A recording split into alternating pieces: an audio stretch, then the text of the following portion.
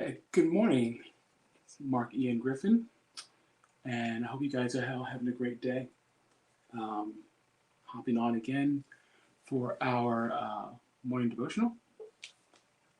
This is the Christpreneur Daily Devotional. Um, on the board here, I have the verses we're going over today, and I come here at 8 a.m. just to share and talk. and real quick, um, I know this is streaming on this is on StreamYard. So if you're watching on Facebook specifically, there should be a link up above. But if you don't see it, I'll go ahead and pop it on here, streamyard.com/Facebook. And when you comment, um, I can see your comments because right now with it streaming everywhere, I can only see so much.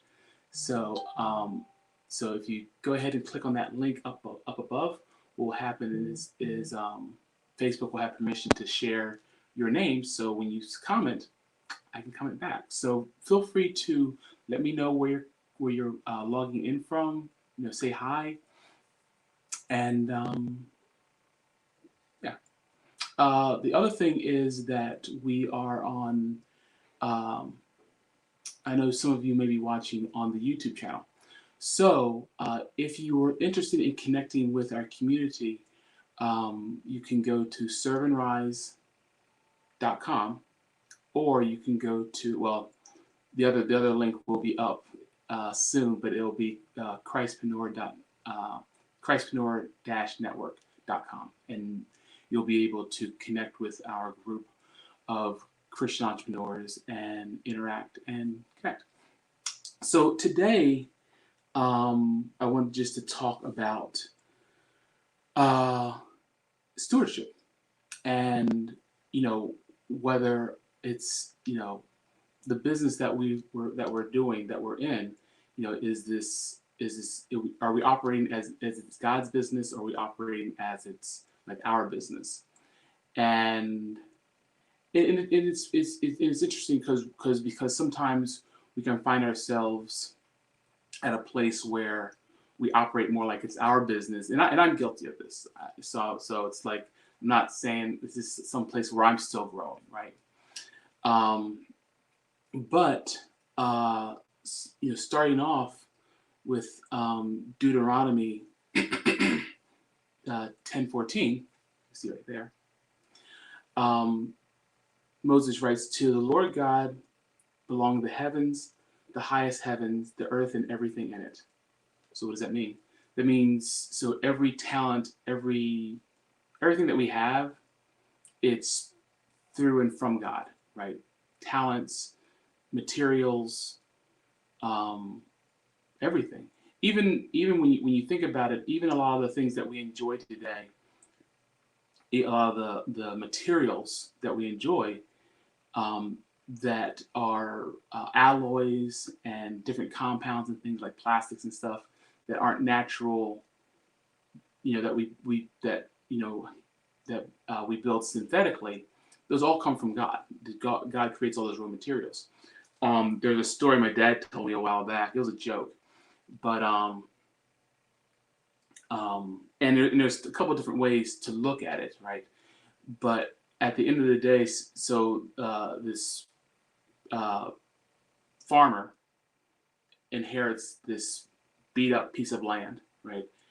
And he works it, he cultivates it, he, you know, invests, he does all the work, right, to grow that to grow that farm, and it becomes very profitable, becomes very successful, and he put a lot of blood, sweat, and tears into making it grow. So the uh, the local preacher said, you should really glorify God for all that, look at this magnificent farm. And he said, well, you should have seen it before, when it was just belonged to God. And and there's a couple different ways to look at it, but really, you know, um, God gives us the materials, but it's still our responsibility to do the work. So like, actually, let me go to another verse. Um, Colossians 1:16. For in him all things were created, things in heaven and on earth, visible and invisible, whether thrones or powers or rules or authorities, all things have been created through him and for him. So it's not just he creates them; they're also for his glory, right? They're also for to glorify him. So when we're working our businesses, when we're doing these things, um, it's really easy to fall into a mindset of, hey, this is mine, I worked for it, right? But if those materials weren't there, if the imagination, if you didn't have the imagination and the inspiration to do these things, could you have ever created it? And obviously not, right? um that those things would have never happened.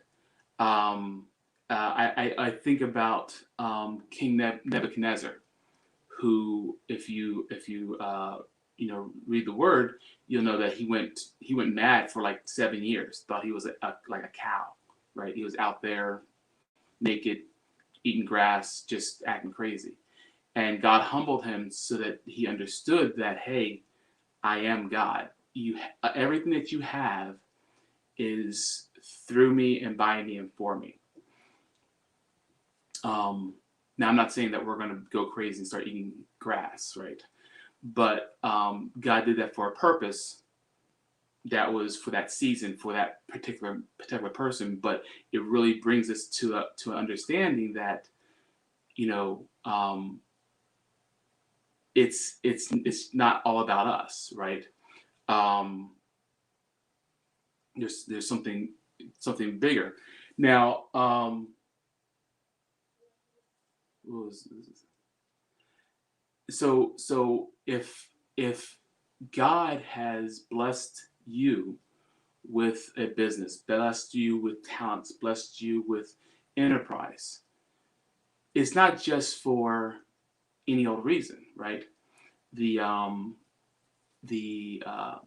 children of Israel, when they're called to go to Israel, or called to go to the promised land, you know, and they were brought out of Egypt. It wasn't, the God said, hey, this is your land, but you're going to have to fight for it. You're going to have it, right? This is yours, right? But you have to work for it. You have to go out there and kick the people out, right? But that's your land. And I think sometimes, we have this idea, which I don't know really where it comes from, but this idea that, well, if God said it's mine, then I can just sit on my tail and it's just gonna pop in my lap. Well, there's two problems with that. One, that's just being lazy. And nothing in God's kingdom was ever attained by just being lazy. I mean, the great thing about the word is that it shows there's lots of examples that we can go by. And thanks for joining. I see a few people on there. If you want to say hi, that's cool. Love to hear from you. Um, and then the other part of it is that you won't have the skill set to manage it. In other words, so let's say that the children of Israel just walked right into the promised land and just started chilling, right? Well, what happens? You know how people are. People see something of abundance, they see something of where they can have, and the children of Israel would have never known how to defend themselves. They would have never known how to, manage the kingdom. They wouldn't have had the skill sets or the government or the wherewithal to manage that what God gave them. So sometimes so even if you were given something, it's like the people who are in what is it called, who win the lottery, right? And there's tons of stories, not everybody, but a ton of people who when they win the lottery, what happens? It's like they all of a sudden have all this financial gain, but they never earned it. So they spend it unwisely. They do a lot of things that are very unwise. And I've heard, I mean, you can pull up on the internet. There's horror stories of people who won the lottery and just made terrible decisions because they never had the wherewithal. So this idea of, hey, God's just going to give it to me without you having that fortitude developed in you, you're not ready, right? And God's not going to give you something to glorify, for you to steward, and you're not able to manage it, okay? Because you're not ready. You may want it, but you're not ready to manage it, right? You don't have the skill sets. So the question is, why does God, if he's giving you these things, what's the purpose? Because if you're a steward, right, and you're doing this business, this enterprise, then what's the reason? And what I like to propose is that what God is doing, he wants to increase your ability to be generous. Okay. Let me see here. Yeah, God wants to increase our standard of giving, not just our standard of living. There's the parable of the guy who just was very, very wealthy, and instead of being generous, what did he do? He built bigger storehouses to store his wealth. But then he died. He said, thou fool, don't you know that today your soul is required of you? And while he could have been cultivating a spirit of generosity and a spirit of giving and glorifying God through the enterprise that God gave him, he focused on himself and just focused on luxury and his life. Now, don't get me wrong. I'm not saying that, and there's nothing in the Bible that says that having wealth is bad, but loving the money and basically hoarding it, because the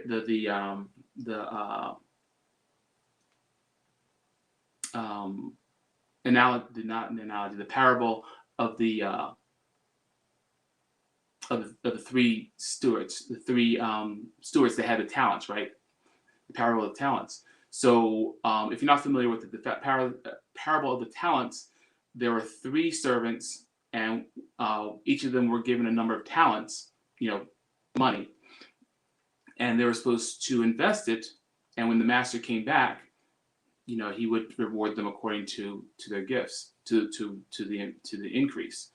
And one had 5 and made 10. One had 2, and I think made 5. And then one had 1, and he just buried it, and he gave it back to him. And the master said, you took this talent, you took what I gave you, and you could at least put it in the bank so it had interest, but you did nothing. You just put it in the ground and gave it, so it was a waste, right? So he gave that talent to the other one of the other people, and he was punished, right? So we don't want to waste what God's given us. When we take what the enterprise, we take the talents, we take the gifts that God gives, and then and grow our business and increase our impact in the world, right, for his glory, then we're able to do more things. I heard a person talk about it today. I was listening on my devotional. He talked about he had a very successful business, and he was introduced to the idea of not because he would tithe, right, keep 90% to 10%, but understanding true generosity through enterprise, and he used the acronym LIFE, and life being generous with what I put it down because I knew I wasn't going to remember off the top of my head.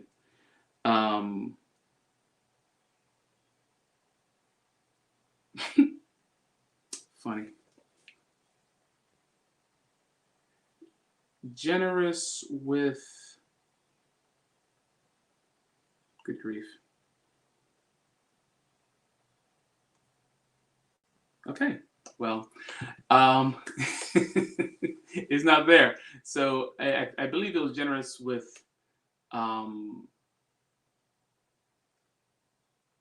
forget what the L stands for influence, generous with your influence, generous with your enterprise, and generous with your finances, generous with your enterprise. And the L, I put it in my notes. I thought I did anyway. So funny. Maybe I just texted in another area. But, and maybe it's just for another time. Maybe it's just for another time of being generous.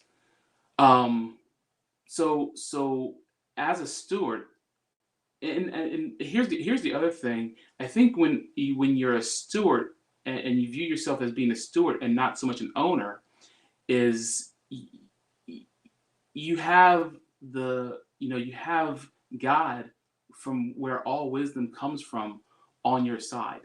You have God there, right? And He's not going to you're not going to fail, right? I mean, a failure can come, but a failure, just like the children of Israel, did they have failures? Yeah, they had failures because they didn't listen to God. But at the end of the day, when they listened to God, they took that was what would belong to them, right? There were battles, there was work to be done. It wasn't easy, but they saw the promised land. So God has given you a business not to just increase your standard of living, but to increase your standard of giving, so that you can be generous. And I wish I had it drives me nuts. It's so funny that it's not here. Because I know I put it in here. Oh well. In any case, I'm going to wrap it up for today. Thank you for joining us. Again, if you want to join our network, there's the Christpreneur Network, which I will create a link so that you can join, and you can just put something in the comments if you want to join that. Or if you're want to join our my coaching group, if you will, that's in serveandrise.com. So that's it. You guys have a great day. God bless. I'll see you tomorrow.